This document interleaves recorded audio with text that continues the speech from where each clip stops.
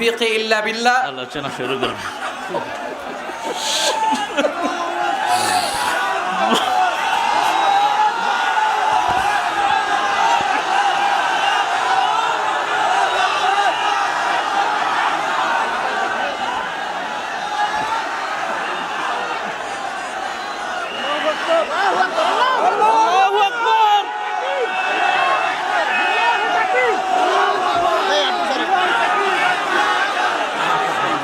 পাশে কোনো লোক আসতে দেওয়া যাবে না।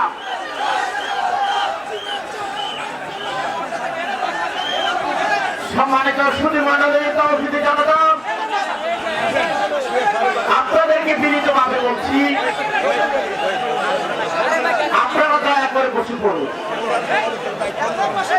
আপনারা দয়া করে বসে পড়ুন। মিডিয়ার ভাইদেরকে বলছি, দেখাবে উযকুর ইসমি ফি তাহাজ্জুদি। ইনশাআল্লাহ। আনতে কামান জোয়ারিয়া সহ সবাইকে আদর। সম্মানিত উপস্থিতি, আর আমার প্রিয় ডক্টর মিজানুর রহমান আজহারি, 12 বছর আগে ওর এলাকায় গিয়েছিলাম আমি। ও তখন কোরআন তেলাওয়াত করেছিল।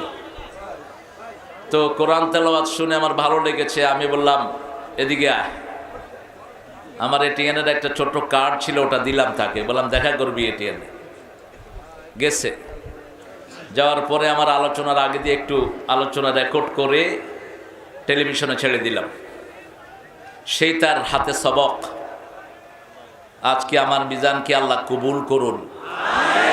মিজানের সুন্দর আলোচনাকে আল্লাহ আমাদের আমলের তৌফিক দান করুন।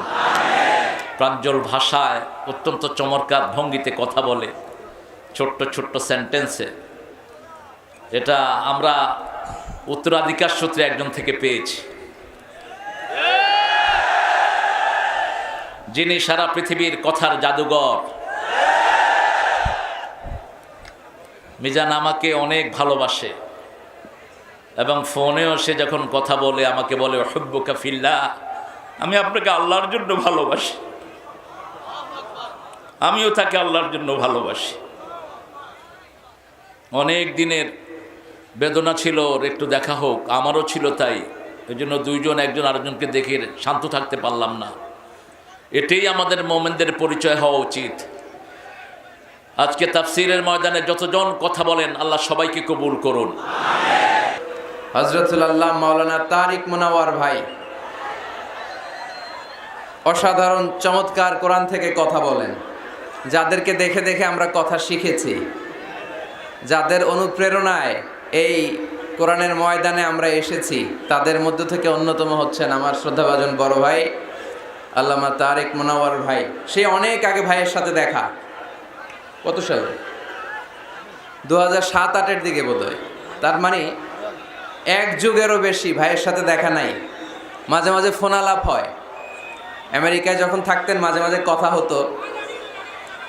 অনেক ভালোবাসেন আমাকে, অনেক স্নেহ করেন, খোঁজ খবর নিতেন খুব। বলতেন, মিজান আমি নাই, তোমরা কথা বলতেছো, এত বেশি মাহফিল রেখো না যে স্বাস্থ্যের ক্ষতি হয়। প্রতিদিন গরম দুধ খাওয়া।